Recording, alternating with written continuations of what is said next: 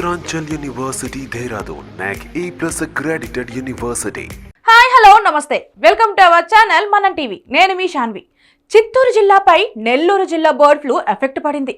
దీంతో నెల్లూరు జిల్లాకు పక్కనే ఉన్న ఉమ్మడి చిత్తూరు జిల్లాలో పౌల్ట్రీ ఉత్పత్తులు ఎగుమతుల సంక్షోభానికి కారణమైంది. దీంతో జిల్లాలో పెద్ద ఎత్తున పౌల్ట్రీ రంగంపై ఆధారపడ్డ రైతాంగం లబోదిబోమంటోంది. వారం క్రితం నెల్లూరు జిల్లా పొదలకూరు ప్రాంతంలో బయటపడ్డ బర్డ్ ఫ్లూ ఇప్పుడు చిత్తూరు జిల్లా పౌల్ట్రీ బిజినెస్ ను కుంగదీసింది. రోజువారీగా బెంగళూరు, పాండిచ్చేరి, చెన్నైలకు కోళ్లు, కోడిగుడ్లు ఎగుమతులు చేస్తున్న చిత్తూరు జిల్లాలోని హెచరీస్ సంస్థలు ఎగుమతులు లేక తీవ్రంగా నష్టపోతున్నాయి.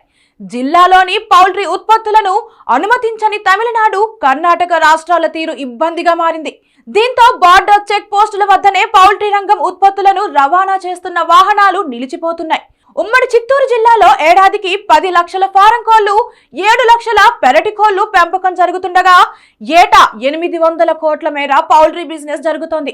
ఏడాదికి 37,089 మెట్రిక్ టన్నుల కోళ్లు, 10 లక్షలకు పైగా కోడిగుడ్లను హేచరీస్ సంస్థలు, రైతులు ఉత్పత్తి చేస్తున్నారు. సరాసరి రోజువారీగా 5 కోట్ల వ్యాపారం చేస్తున్నారు. తాజాగా బర్డ్ ఫ్లూ నేపథ్యంలో పౌల్ట్రీ వాహనాలను చెక్ పోస్టుల దగ్గర అధికారులు నిలిపివేస్తుండటంతో రోజుకి 5 కోట్ల వ్యాపారం ఆగిపోతుందంటూ పౌల్ట్రీ రైతుల ఆవేదన వ్యక్తం చేస్తున్నారు. మరోవైపు బర్డ్ ఫ్లూ నేపథ్యంలో చిత్తూరు జిల్లా యంత్రాంగం కూడా అలర్ట్ అయింది. చిత్తూరు జిల్లాలో 31 ర్యాపిడ్ రెస్పాన్స్ టీంలను ఏర్పాటు చేసింది.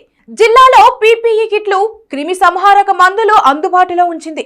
దాదాపు జిల్లాలో 8,000 మంది రైతులు పౌల్ట్రీ రంగంపై ఆధారపడినట్లు చెబుతున్న అధికార యంత్రాంగం నెల్లూరు జిల్లా నుంచి కోళ్ల ఎగుమతులను నిషేధించింది. చికిత్స, టీకా లేని బర్డ్ ఫ్లూను కేవలం నివారించడం ఒక్కటే మార్గం అంటోంది. పశు వైద్య సిబ్బంది ద్వారా జిల్లా యంత్రాంగం ప్రజల్లో బర్డ్ ఫ్లూపై అవగాహన కల్పిస్తోంది. బర్డ్ ఫ్లూ వ్యాప్తి చెందకుండా అలర్ట్ గా ఉన్నామంటున్నారు చిత్తూరు జిల్లా పశు సంవర్ధక శాఖ జాయింట్ డైరెక్టర్ ప్రభాకర్. ప్రస్తుతం జిల్లాలో ఎక్కడా బర్డ్ ఫ్లూ లేదని, జిల్లా ప్రజలు భయపడాల్సిన పని లేదంటున్నారు.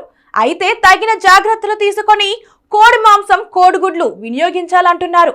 జిల్లా ప్రజలు అప్రమత్తంగా ఉండాలని హెచ్చరిస్తున్నారు.